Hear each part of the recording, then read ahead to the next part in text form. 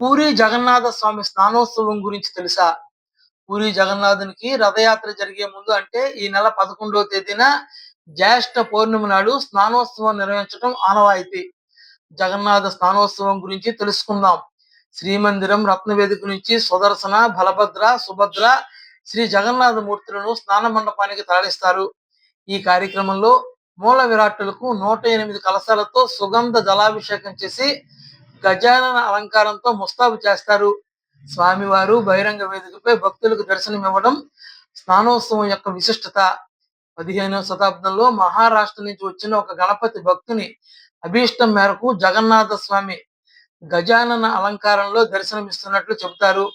స్నానోత్సవంలో స్వామిని చీకటి మండపానికి తరలించి పక్షము రోజుల పాటు అక్కడే సేవలు నిర్వహిస్తారు.